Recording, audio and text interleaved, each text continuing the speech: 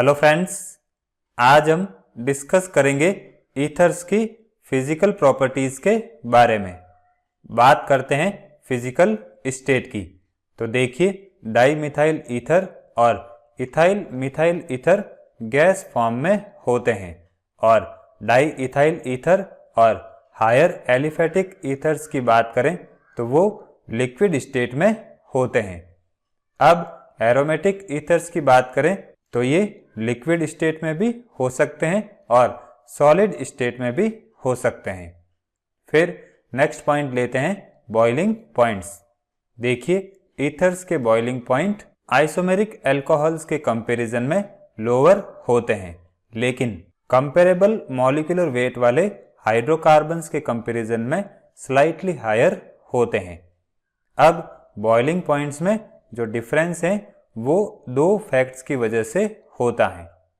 बात करते हैं पहले पॉइंट की, जो कि है lack of intermolecular hydrogen bonding in ethers.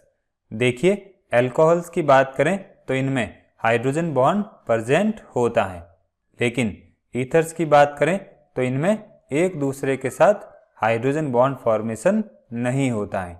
इसी वजह से जो ईथर्स के बॉइलिंग पॉइंट हैं वो आइसोमेरिक अल्कोहल्स के कंपैरिजन में लोअर होते हैं। देखिए, ये हो जाएगा डाई इथाइल ईथर का मॉलिक्यूलर मास और ये हो जाएगा इसका बॉइलिंग पॉइंट। इसी तरह से एन ब्यूटाइल अल्कोहल का मॉलिक्यूलर मास और बॉइलिंग पॉइंट ये हो जाएगा और एन पेंटेन का मॉलिक्यूलर मास और बॉइलिंग पॉइंट ये हो जाएगा। यहाँ पर एन ब्यूटाइल अल्कोहल का बॉइलिंग पॉइंट हाइड्रोजन बॉन्डिंग की वजह से हायर होता है और डाई इथाइल ईथर और एन पेंटेन के बॉइलिंग पॉइंट में स्लाइट डिफरेंस होता है। अब ईथर और हाइड्रोकार्बन के बॉइलिंग पॉइंट में डिफरेंस क्या होता है तो इसको हम डाईपोलर नेचर की हेल्प से समझते हैं। देखिए, ईथर में COC बॉन्ड का जो ऑक्सीजन एटम है वो sp3 हाइब्रिडाइज्ड होता है और इसी वजह से COC bond angle tetrahedral bond angle के अप्रोक्स सिमिलर होता है। मीन्स इसकी वैल्यू 110 डिग्री होती है। देखिए, जब बॉन्ड 110 डिग्री होता है तो उस केस में ईथर में ये दो डाइपोल ऑपोजिट डायरेक्शन में बिहेव करते हैं और एक दूसरे को कैंसल आउट नहीं कर पाते हैं।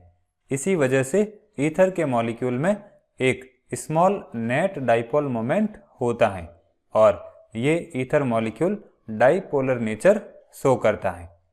अब डाइपोलर नेचर की वजह से ईथर के मॉलिक्यूल में डाइपोलर एसोसिएशन होता है और इसी वजह से ईथर के लिए बॉइलिंग पॉइंट की वैल्यू कंपेरेबल मॉलिक्यूलर वेट वाले हाइड्रोकार्बन से स्लाइटली हायर होती हैं। फिर नेक्स्ट पॉइंट हो जाएगा सॉल्युबिलिटी। देखिए, अगर डाई मिथाइल ईथर की बात करें तो इसको छोड़कर सारे ईथर्स सेम मॉलिक्यूलर वेट वाले अल्कोहल्स के सिमिलर वाटर सॉल्युबिलिटी शो करते हैं। जैसे अगर हम डाई इथाइल ईथर और एन ब्यूटाइल अल्कोहल की बात करें तो इनकी वाटर में सॉल्युबिलिटी सिमिलर होती हैं। अब इसका कारण इंटरमॉलिक्यूलर हाइड्रोजन बॉन्डिंग होती है।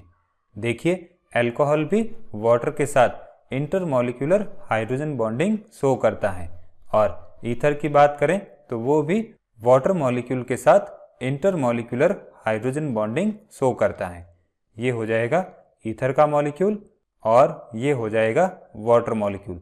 इन दोनों के बीच में इंटरमॉलिक्यूलर हाइड्रोजन बॉन्ड बनता है। फिर बात करते हैं डेंसिटी की। तो सारे ईथर्स वाटर के कंपैरिजन में लाइट होते हैं। मीन्स ईथर की जो डेंसिटी है वो वाटर के कंपैरिजन में कम होती है।